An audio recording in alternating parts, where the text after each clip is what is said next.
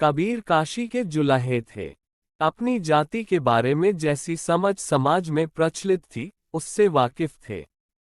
चुनौती के स्वर में कहते थे, जाति जुलाहा मति का धीर। हरख ही गुण रमय कबीर। उनकी जन्मतिथि पारंपरिक रूप से संवत 1455 1398 के जेठ महीने की पूनम मानी जाती रही है। निधन सन 1518 ही में माना जाता है, यानी जीवन काल 120 बरस का। हो सकता है वो इतने बरस न जिए हों, हो सकता है कि उनका जन्म ईसा की 15वीं सदी के मध्य में हुआ हो, लेकिन निधन वर्ष के बारे में विद्वानों के बीच आम राय है। विधवा ब्राह्मणी के पुत्र होने और जुलाहा दंपति नीरू और नीमा द्वारा केवल पालन पोषण किए जाने की मान्यता 17वीं सदी के पहले कहीं नहीं मिलती।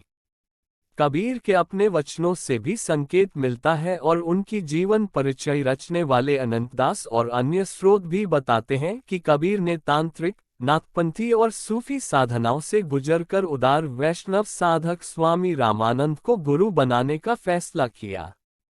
लेकिन वे रामानंद के भी संवादी शिष्य ही बने, अंधभक्त नहीं। इन सभी साधनाओं से कबीर ने सीखा जरूर, लेकिन रास्ता अपना ही चुना। उनके अपने समय ने कबीर का महत्व भी पहचाना। इस बात से यह भी जाहिर होता है कि कबीर का समय केवल अंधकार से भरा समय नहीं था, जैसा बहुत से लोगों को लगता है। जात पात थी तो उसका विरोध और समाज में उस विरोध की लोकप्रियता का आधार भी था।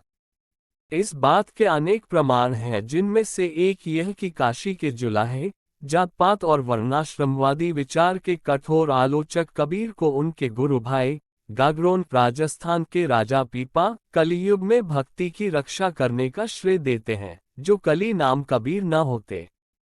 पीपा के शब्दों में कबीर के जिस विवेक ने उस समय सच्ची भक्ति को कलियुग के आक्रमण से बचाया, उस विवेक की जरूरत आज और भी ज्यादा है।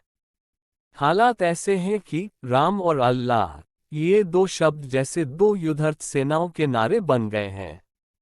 ऐसे माहौल में याद करें कबीर को, जो सभी स्त्री पुरुषों में परमात्मा का ही रूप देखते हुए अपने आप को राम और अल्लाह दोनों का बालक पनगुणा कहते हैं। कबीर आहत भावनाओं की राजनीति बखूबी समझते थे और उसके सामने चुप्पी साधने के बजाय विवेक की वाणी बोलते थे। इसकी कीमत भी उन्हें चुकानी ही पड़ी। वह अपने समय में उपलब्ध दोनों प्रमुख धर्म परंपराओं, उनके पुरोहितवाद और जात पात ऊंच नीच की मान्यताओं की आलोचना करते रहे। लोगों को बताते रहे कि जन्म से न कोई ऊंचा होता है न नीचा। इस लिहाज से वह बहुत सी बातों की आलोचना तीखे लहजे में करते थे।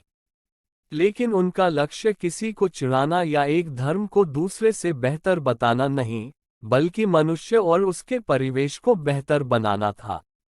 उनका बल खोखली भावनाओं या दिखावे से ज्यादा सच्चे विवेक पर था। जिसने विवेक नहीं बूझा, उसके जीवन को कबीर व्यर्थ ही मानते थे।